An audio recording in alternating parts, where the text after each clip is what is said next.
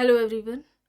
आज की इस क्लास में समाजशास्त्र से संबंधित महत्वपूर्ण प्रश्नों को कराया जाएगा एंड ये क्लास आपकी समाजशास्त्र से संबंधित सभी परीक्षाओं सभी एग्जाम्स के लिए ये इम्पॉर्टेंट रहने वाली है क्लास। आप सभी इस क्लास को ज़्यादा से ज़्यादा लोगों के साथ शेयर जरूर कर दीजिए।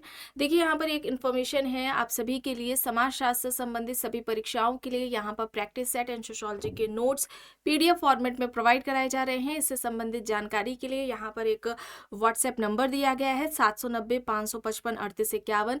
इस पर आप मैसेज करके पूरी जानकारी ले सकते हैं। यहाँ पर UPPGT का प्रैक्टिस सेट आपको मिल जाएगा। UPPGT एग्जाम के लिए कॉम्बो ऑफर अभी भी चल रहा है जिसमें प्रैक्टिस सेट के साथ ही समाजशास्त्र के नोट्स प्रोवाइड कराए जा रहे हैं जिसमें आपको खुद छूट दी जा रही है। बिहार शिक्षक भर्ती की बात की जाए तो Bihar state and Bihar PGT के लिए यहाँ पर आपको प्रैक्टिस सेट मिल जाएगा। इस प्रैक्टिस सेट का पहले प्राइस था 250 रुपये, इसे कम करके 200 कर दिया गया है एंड इसके लिए भी कॉम्बो ऑफर चल रहा है इस एग्जाम के लिए भी, जिसमें आपको प्रैक्टिस सेट के साथ नोट्स दिए जा रहे हैं एंड इसका जो प्राइस है ये यहाँ पर कम कर दिया गया है। GIC एग्जाम की बात की जाए तो ये परीक्षा अभी जो पता चल रही है जानकारी के हिसाब से ये आपके मार्च में जा रही है। ये आपकी परीक्षा, ठीक है, इसकी संभावना मार्च में है। यहाँ पर आपको समाजशास्त्र का प्रैक्टिस सेट मिल जाएगा, GS का मिल जाएगा and combo offer GIC exam के लिए प्रैक्टिस सेट में दिया जा रहा है जिसमें कुछ छूट दी जा रही है। समाजशास्त्र के असिस्टेंट प्रोफेसर एग्जाम की बात की जाए तो यहाँ पर समाजशास्त्र के साथ ही आपको यहाँ पर GS का प्रैक्टिस सेट भी प्रोवाइड कराया जा रहा है। नोट्स की बात की जाए समाजशास्त्र के तो ये सभी परीक्षाओं को ध्यान में रखकर तैयार किए गए हैं। कोई भी इससे जुड़ी हुई जानकारी चाहते हैं तो यहाँ पर एक व्हाट्सएप नंबर दिया गया है, इस मैसेज पर आप पूरी जानकारी ले सकते हैं। 60 प्रश्न हो गए थे, उसके बाद के यहाँ तक देखिए हो गए थे।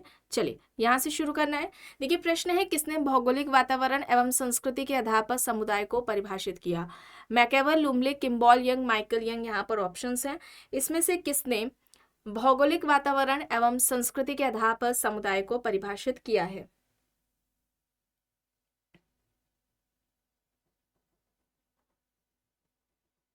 यहाँ पर राइट आंसर क्या होगा? Kimball young. किम्बॉल यंग ने भौगोलिक और संस्कृति के आधार पर समुदाय को परिभाषित किया है। और मैकेवर की बात की जाए, ठीक है, मैकेवर की बात की जाए तो एक इनका प्रश्न आता है, समुदाय का उदाहरण इन्होंने किसे बताया? ठीक है,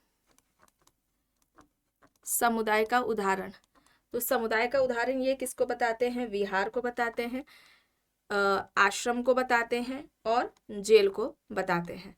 ठीक है, ये समुदाय का क्या है? उदाहरण है। और इन्होंने, मैकेवर ने राज्य को महासमिति कहा था, ये भी याद रखिएगा, राज्य को महासमिति कहा है, राज्य महासमिति है। इस तरह से एग्जाम्स में पूछा जाए, ये किसने कहा है? मैकेवर ने, राज्य को महासमिति कहा है मैकेवर ने। ठीक है, चलिए आगे चलते हैं, देखते हैं किसके अनुसार समुदाय एक ऐसा समूह है जो एक ही संस्कृति के तहत एक समान अथवा परिक्षेत्र में रहता है तथा जो अपनी प्रमुख क्रियाओं के लिए एक समान भौगोलिक केंद्र से प्रभावित होता है। ऑप्शंस में यहाँ पर ग्रीन, जिन्सबर्ग, किम्बॉल यंग, मैकेवर यहाँ पर दिया गया है। समुदाय एक ऐसा समूह है जो एक ही संस्कृति के तहत एक स्थान अथवा परिक्षेत्र में रहता है तथा जो अपनी प्रमुख क्रियाओं के लिए एक समान भौगोलिक केंद्र से प्रभावित होता है। ये किसका कहना है?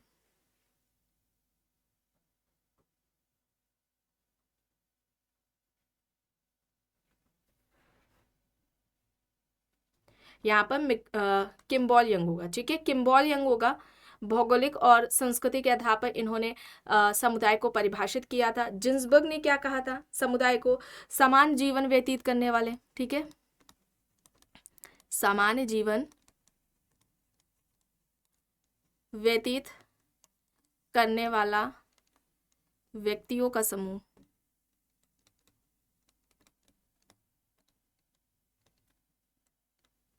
कम्युनिटी है, समुदाय है, सामान्य जीवन व्यतीत करने वाले व्यक्तियों का समूह समुदाय कहलाता है। ये बात किसने कहा है? ये बात किसके द्वारा कही गई है? जिन्सबर्ग के द्वारा कही गई है। प्रश्न है, इनमें से किसे ग्रामीण समुदाय के व्यवस्थित अध्ययन करने का श्रेय जाता है? Haggett, Landis, Robert Redfield, Ramkrishna Mukherjee. ग्रामीण समुदाय का व्यवस्थित अध्ययन किसके द्वारा किया गया है?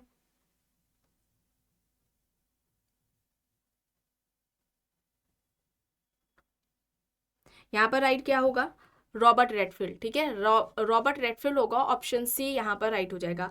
लैंडिस की बात की जाए, इनकी एक पुस्तक है रूरल, ठीक है, rural life in process, rural life in process, ये इनकी पुस्तक है, इंपॉर्टेंट है, पूछ ली जाती है अक्सर। और इन्होंने ग्रामीण की व्याख्या की थी 3 तत्वों के आधार पर, ग्रामीण क्षेत्र आप कह ले या गांव कह ले, तो 3 तत्व क्या थे? एक तो था प्रकृति पर प्रत्यक्ष निर्भरता, प्रकृति पर प्रत्यक्ष निर्भरता,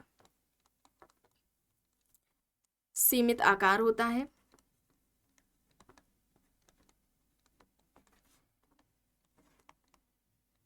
घनिष्ठ और प्राथमिक संबंध,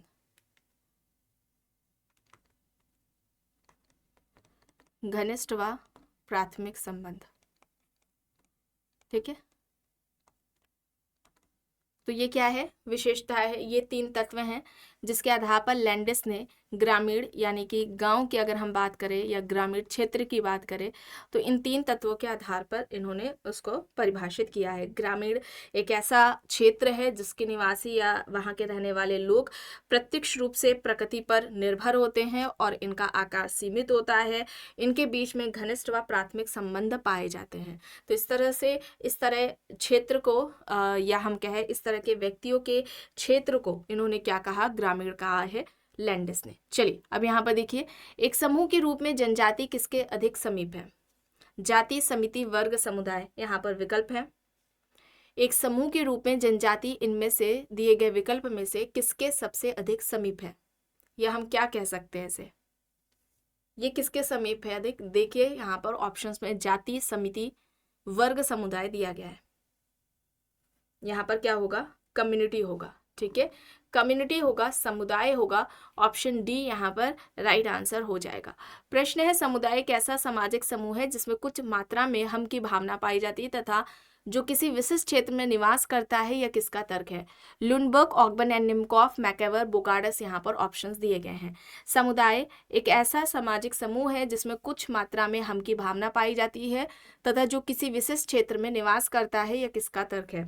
किसके द्वारा ये बात कही गई है? बोगार्डस के द्वारा। बोगार्डस ने सामाजिक दूरी का पैमाना दिया था। सामाजिक दूरी पैमाना किसके द्वारा दिया गया है? बोगार्डस के द्वारा दिया गया है। चलिए अब यहाँ पर देखिए, किसके अनुसार संस्थाएं संस्कृति की वाहक है? मैकेवर, गिलेन, लिंटन, विस्लर, यहाँ पर ऑप्शंस हैं। संस्थाएं संस्कृति की वाहक है, ये बात किसके द्वारा कही गई है? संस्थाएं संस्कृति की वाहक है, ये बात किसके द्वारा कही गई है? ये बात गिलेन के द्वारा कही गई है। ऑप्शन बी यहाँ पर राइट आंसर हो जाएगा। संस्था रीति रिवाजों का गुच्छा है, ये किसने कहा? संस्था रीति रिवाजों का गुच्छा है, इस तरह से यह गुच्छ है, इस तरह से प्रश्न पूछा जाता है। संस्था रीति रिवाजों का गुच्छा है, ये किसका कहना है? ये बात किसने कही है? हैमिल्टन ने कही है, याद रखिएगा, हैमिल्टन, ठीक है। ये प्रश्न एग्जाम में पूछा गया है, इंपॉर्टेंट है। संस्था रीति रिवाजों का गुच्छा है, ये किसका कहना है? हैमिल्टन का कहना है। और यहाँ पर मैकेवर दिया गया है। मैकेवर की बात की जाए तो इन्होंने भौतिक संस्कृति, ठीक है, भौतिक संस्कृति को क्या कहा था? ध्यान रखिएगा, इन्होंने भौतिक संस्कृति को सभ्यता कहा है। भौतिक संस्कृति क्या है? सभ्यता। और अभौतिक संस्कृति को ही इन्होंने, मैकेवर ने क्या कहा? उसे अभौतिक संस्कृति को संस्था कहा है और भौतिक संस्कृति को मैकेवर क्या कहते हैं? सभ्यता कहते हैं। चलिए अब यहाँ पर देखिए, किसके अनुसार समिति समुदाय नहीं बल्कि समुदाय के अंतर्गत संगठन है? मैकेवर, ग्रीन, किंग्सले डेविड, चार्ल्स कूले, यहाँ पर ऑप्शंस दिए गए हैं। सही यहाँ पर क्या होगा?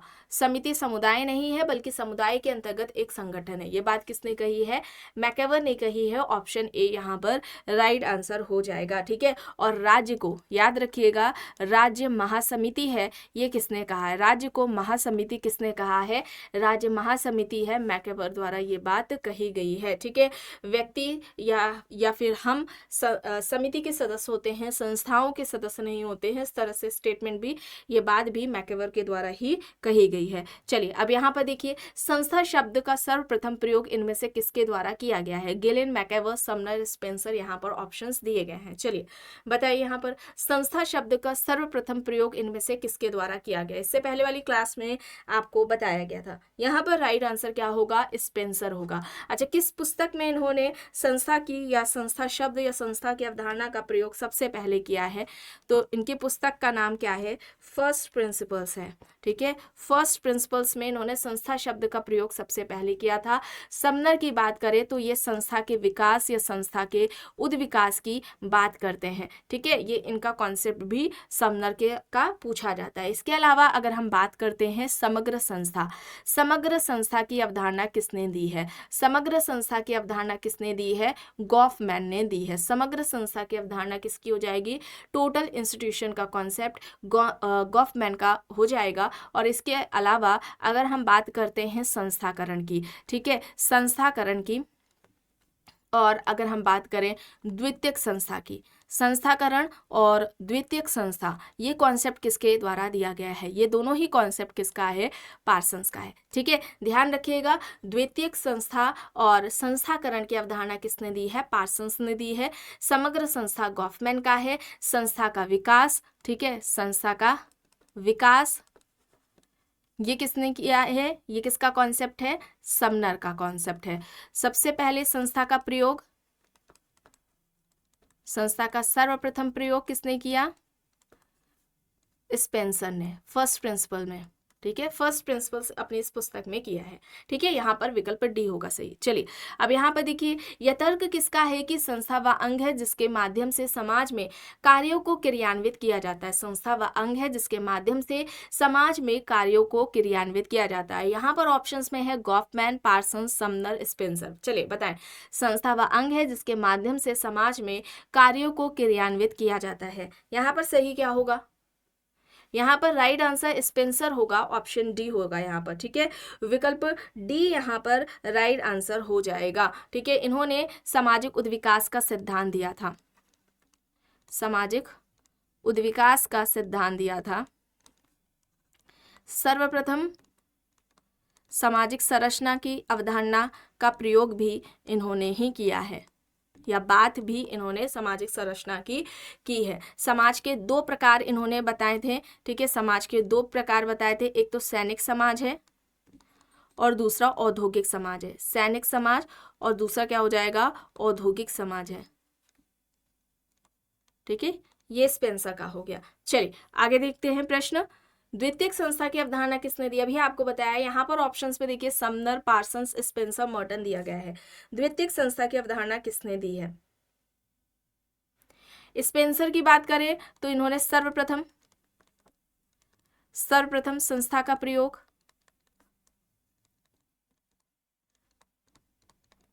पार्सन्स की बात करें तो इन्होंने संस्थाकरण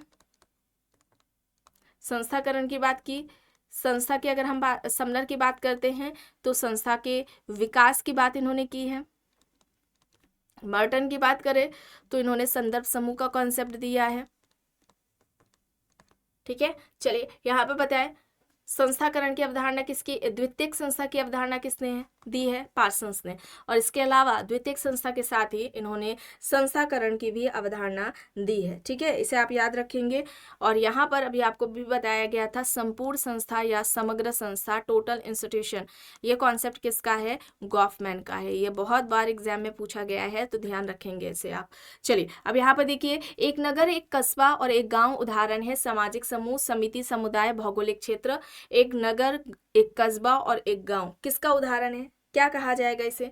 समुदाय कहा जाएगा, कम्युनिटी कहा जाएगा। ऑप्शन सी यहाँ पर सही हो जाएगा।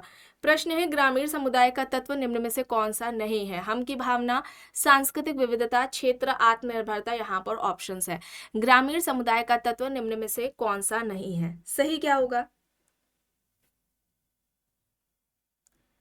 हम की भावना, निश्चित क्षेत्र होता है, समुदाय की विशेषता, आत्मनिर्भरता पाई जाती है, सांस्कृतिक विविधता नहीं होती है। विकल्प बी यहाँ पर सही होगा। ठीक है, विकल्प बी यहाँ पर राइट आंसर हो जाएगा। कृषि व्यवस्था देखने को मिलती है हमें। ठीक है, कृषि व्यवस्था, जजमानी व्यवस्था, जाति व्यवस्था, कम जनसंख्या, छोटा आकार होता है।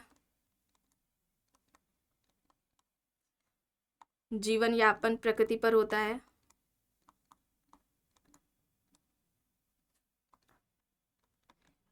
ये सभी विशेषताएं आपको याद रखनी है। चलिए आगे देखते हैं। प्रश्न है, निम्न में से कौन सा कथन सही है? ऑप्शन देख लीजिए। हम संस्थाओं के सदस्य होते हैं, समितियों के नहीं। संस्थाएं साकार होती हैं, या फिर हम समितियों के सदस्य होते हैं, संस्थाओं के नहीं। या फिर संस्थाएं की प्रकृति अस्थायी होती है, या संस्थाओं की प्रकृति अस्थायी होती है। सही है, ये प्रश्न पूछा जा रहा है, कौन सा कथन सही है? यहां पर क्या होगा? संस्थाओं की प्रकृति अस्थायी होती है, ये यहाँ पर गलत होगा। यहाँ पर देखिए, संस्थाओं का व्यक्ति सदस्य नहीं होता है, समिति का होता है। हम समिति के सदस्य होते हैं, संस्थाओं के नहीं। और ये बात किसने कही है? मैकेवर ने कही है। ठीक है, ये बात मैकेवर के द्वारा कही गई है। ऑप्शन सी यहाँ पर सही होगा। प्रश्न है, निम्न में से कौन समिति का एक लक्षण नहीं है? लोगों की सामूहिकता, कतिपय उद्देश्यों का होना, स्वैच्छिक सदस्यता, आदर्श मानदंडों का अनुसरण। समिति का लक्षण नहीं है, ये प्रश्न पूछा जा रहा है।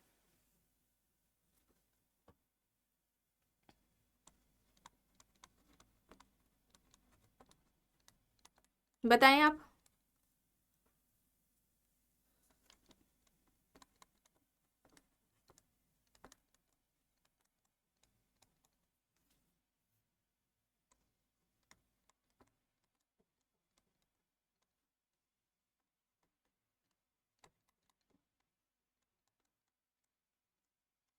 कौन से यहाँ पर सही होगा?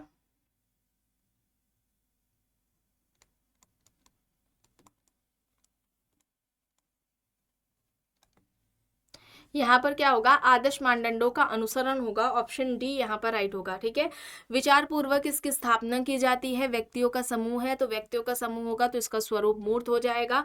एक कुछ निश्चित उद्देश्यों को पूरा करने के लिए समिति का गठन किया जाता है। औपचारिक संगठन संरचना इसकी होती है, और इसकी प्रकृति अस्थायी होती है। ठीक है, अस्थायी प्रकृति होती है। स्वैच्छिक यानी कि ऐच्छिक सदस्यता इसमें हमें देखने को मिलती है। चलिए अब यहाँ पर देखिए, आधुनिक औद्योगिक समाज के लिए समिति शब्द का प्रयोग किसने किया? विकल्प में यहाँ पर पार्सन्स, जिन्सबर्ग, टोनीस, मर्टन दिया गया है।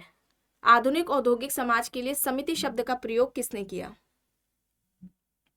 किसने किया है? टोनीज ने। ठीक है, टोनीज ने किया है। यहाँ पर विकल्प सी यहाँ पर सही हो जाएगा।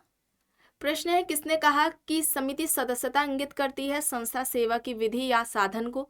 ऑप्शंस में मैकेवर, नाडेल, मैक्स वेबर, जिन्सबर्ग यहाँ पर दिया गया है। समिति सदस्यता को दर्शाता है, संस्था सेवा की विधि या साधन को। सही यहाँ पर क्या होगा? मैकेवर होगा।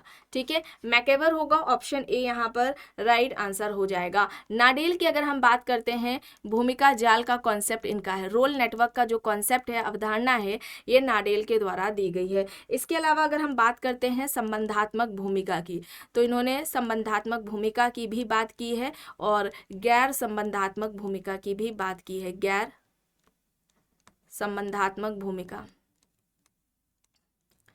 ये किसका है? नाडेल का है। इन्होंने इन अवधारणाओं की नाडेल ने बात की है। ठीक है, वेबर की बात करें तो वेबर ने व्याख्यात्मक बोध की बात की है।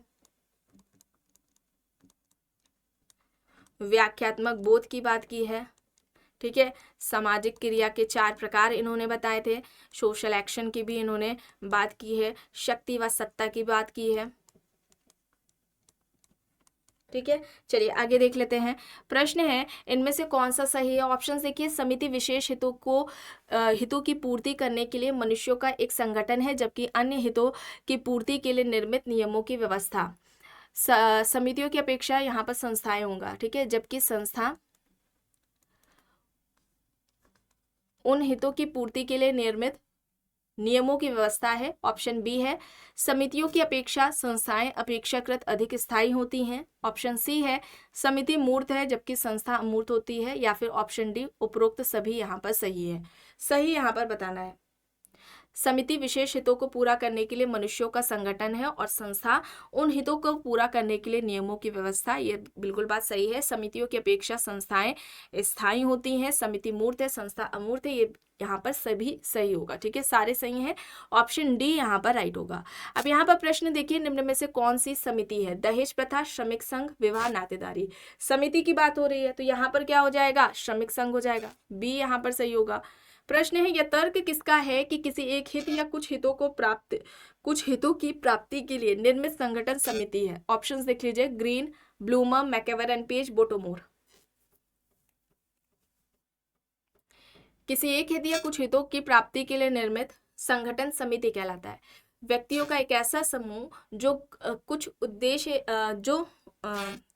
या कुछ उद्देश्यों को पूरा करने के लिए संगठन का निर्माण कर लेते हैं, और ऐसे संगठन को समिति कहने वाले कौन है? मैकेवर एंड पेज है। यहाँ पर ऑप्शन सी हो जाएगा सही। प्रश्न है, इनमें से कौन सी संस्था की विशेषता नहीं है? नियमों की संरचना, प्रतीक, एक अमूर्त व्यवस्था, व्यक्तियों का समूह। संस्था की विशेषता नहीं है, यह प्रश्न पूछा जा रहा है। यहाँ पर क्या होगा? व्यक्तियों का समूह नहीं है। ठीक है, डी यहाँ पर सही होगा। अब यहाँ पर देखिए, प्रश्न है, लघु समुदाय पालने से लेकर शमशान तक के जीवन का संयोजन है। यह किसने कहा? ऑप्शंस में क्रोबर, हट्टन, रॉबर्ट रेडफील्ड। उपरोक्त में से कोई भी नहीं। लघु समुदाय पालने से लेकर शमशान तक के जीवन का संयोजन है, ये बात किसने कही? यहाँ पर राइट आंसर क्या होगा? रेडफील्ड, रॉबर्ट रेडफील्ड होगा। ऑप्शन सी यहाँ पर राइट आंसर हो जाएगा। लघु समुदाय की अवधारणा रॉबर्ट रेडफील्ड ने दी थी। लघु समुदाय, ठीक है, लघु समुदाय की अवधारणा इन्होंने दी थी। और इसके लक्षण की अगर हम बात करें या हम विशेषताओं की बात करें, इस तरह से प्रश्न पूछा जाता है। एक तो है लघुता, लघुता है, विशिष्टता है, लघुता, विशिष्टता, समरूपता है और आत्मनिर्भरता। आत्मनिर्भरता, लघुता, विशिष्टता, समरूपता, आत्मनिर्भरता, ये चार विशेषताएं हैं लघु समुदाय की। ठीक है, यहाँ पर ऑप्शन सी हो जाएगा। और ये विशेषताएं या लक्षण इस तरह से एग्जाम्स में पूछे जाते हैं। अब यहाँ पर देखिए, निम्न में से कौन सी विशेषता नगरीय समुदाय की है? गैर कृषि व्यवसाय, बड़ा आकार, अधिक जनसंख्या का घनत्व, ये सभी। यहाँ पर क्या होगा? कौन सी विशेषता नगरीय समुदाय की है? यहाँ पर क्या होगा? ये सभी होंगे। ऑप्शन डी यहाँ पर राइट होगा। प्रश्न है, निम्न में से किसने गांव को लघु समुदाय का सुस्पष्ट उदाहरण माना? मैकेवर, रॉबर्ट रेडफील्ड, रेडक्लिफ, मैकमेरेट। यहाँ पर ऑप्शंस हैं। गांव को लघु समुदाय का सुस्पष्ट उदाहरण माना।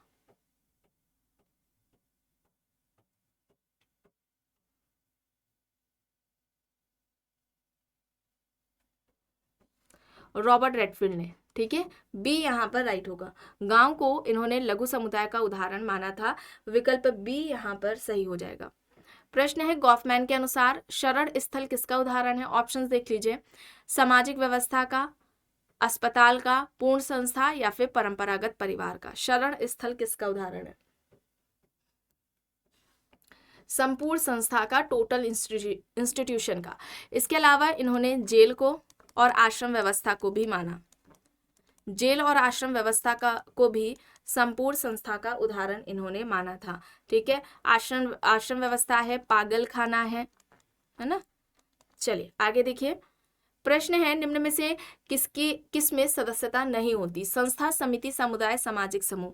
सदस्यता नहीं होती है। सामाजिक समूह, समुदाय, समिति में होती है, संस्था में सदस्यता नहीं होती है। ऑप्शन ए यहाँ पर सही होगा। ठीक है, विकल्प ए यहाँ पर सही हो जाएगा। प्रश्न है, निम्न में से किसके द्वारा मूल्य के दो प्रकार, साधारण और परिधि मूल्य, बताए गए? ऑप्शंस में William Perry, C M Case, M S Gore, Radhakamal Mukherjee यहाँ पर दिया गया है। मूल्य के दो प्रकार, साधारण और परिधि मूल्य, किसने बताए हैं? एम एस गोरे ने बताए हैं। एम एस गोरे, ऑप्शन सी यहाँ पर राइट आंसर हो जाएगा। प्रश्न है, किसका कहना है कि सामाजिक प्रतिमान एक प्रमाणित कार्य प्रणाली का रूप है, कार्य संपन्न का ऐसा तरीका है जो कि समाज के द्वारा मान्यता प्राप्त है? ऑप्शंस देख लीजिए, Robert Bierstedt, Kimball Young, Kingsley Davis, Lundberg. यहाँ पर ऑप्शंस दिए गए हैं। यहाँ पर सही क्या होगा? यहाँ पर राइट आंसर क्या हो जाएगा? सामाजिक प्रतिमान एक प्रमाणित कार्य प्रणाली का रूप है, कार्यों को संपन्न करने का एक तरीका है जो कि समाज के द्वारा मान्यता प्राप्त है। ये बात किसके द्वारा कही गई है? रॉबर्ट बियरस्टेट के द्वारा कही गई है। ऑप्शन ए यहाँ पर राइट हो जाएगा। सामाजिक प्रतिमान के दो प्रकार इन्होंने बताए थे रॉबर्ट बियरस्टेट ने, एक तो संघात्मक है, ठीक है, संघात्मक सामाजिक प्रतिमान,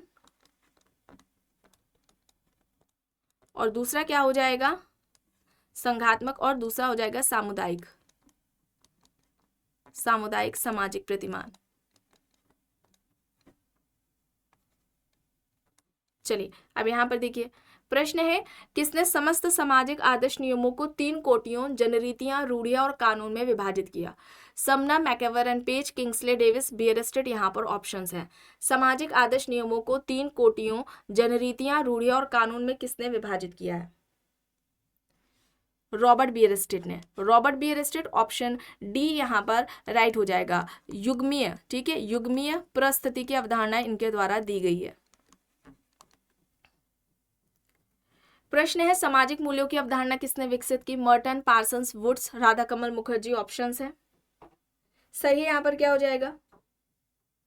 सामाजिक मूल्यों की अवधारणा या सामाजिक मूल्यों का संस्तरण, ये अवधारणा किसकी है? राधाकमल मुखर्जी की है। विकल्प डी यहाँ पर होगा। आखिरी प्रश्न भी देख लेते हैं। चलिए यहाँ पर ऑप्शंस है। प्रश्न है, सामाजिक मूल्यों को प्रभावपूर्ण ढंग से उन्नत किया जा सकता है दबाव समूह के सहयोग से, श्रम संघ की मदद से, समाजीकरण से, या फिर वरिष्ठों के भय से? सामाजिक मूल्यों को प्रभावपूर्ण ढंग से उन्नत किया जा सकता है समाजीकरण से, ठीक है, सोशलाइजेशन से। ऑप्शन सी यहाँ पर राइट होगा। और समाजीकरण की बात सबसे पहले किसने की थी? G.H. मीड ने की थी। जॉर्ज हर्बर्ट मीड ने सबसे पहले समाजीकरण की बात की थी। इसे भी आप याद रखेंगे। पार्सन्स की अगर हम बात करते हैं तो पार्सन्स ने समाजीकरण के 2 प्रकार बताए थे, ठीक है, समाजीकरण के 2 प्रकार बताए थे। एक तो इन्होंने बताया था प्राथमिक समाजीकरण, प्राथमिक समाजीकरण, और दूसरा है द्वितीयक समाजीकरण, प्राथमिक और द्वितीयक समाजीकरण, ठीक है।